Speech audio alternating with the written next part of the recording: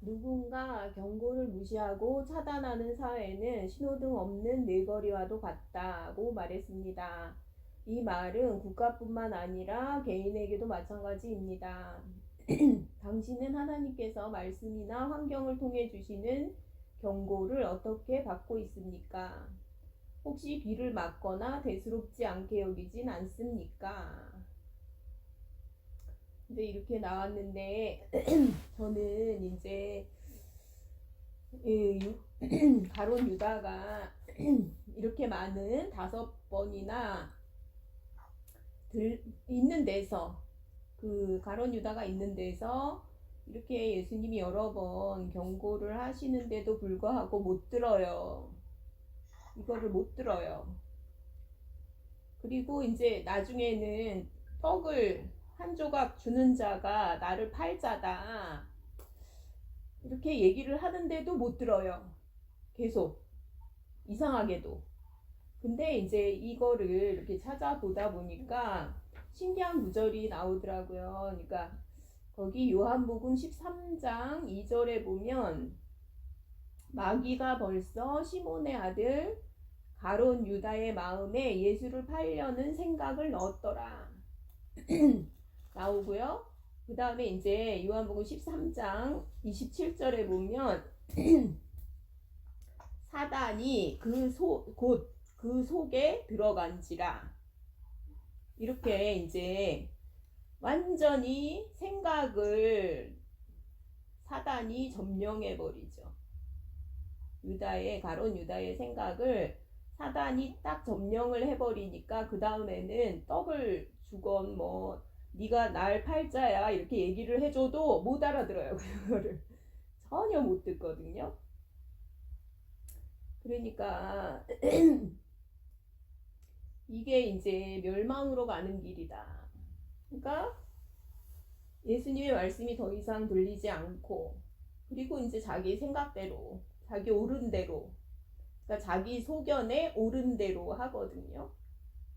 그리고 난 다음에도 역시 예수님의 말씀을 하나도 들은 게 없으니까요. 그러니까 스스로 또 정죄를 해요. 이거를 이제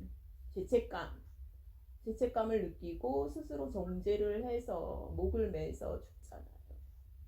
그러니까 결국은 이거는 이제 가론 유다가 그런 게 아니라 왜 이제 가론 유다를 불쌍하게 여기셨냐면 사단이 그러는 거기 때문에.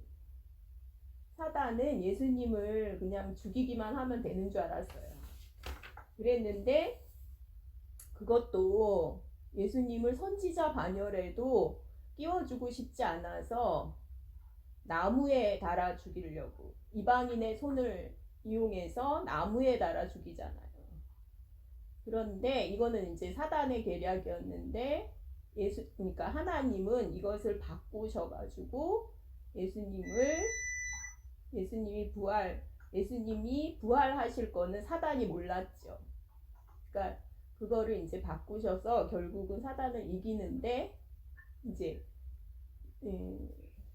그러니까 사단이 가론 유다를 이용하는 거죠. 사실은 그렇게 하는데 경고가 그 다음에는 들리지가 않는 거죠. 그러니까 저는 이 말씀을 이렇게 보면서, 그러니까 우리가 그러니까 그리스도의 정확한 말씀, 여기에서 이거에서 영생을 얻어야 된다. 그러니까 항상 정확한 말씀, 거기에서 영생을 얻도록 해야 된다. 지금은 우리에게 이게 성경이 주어졌잖아요. 그러니까 그거를 항상 누가 얘기해 주는 것만 막 듣지 말고 진짜 이렇게 정확한 말씀을 찾아보고 또 깊이 상고하고 그러면 마귀가 속일 수가 없거든요. 그러니까 벗어나는 방법은 그것밖에 없다. 내 생각을 계속 따라가면, 잘못된 생각을 계속 따라가면 이렇게 될 수밖에 없다 하는 생각이 들었습니다.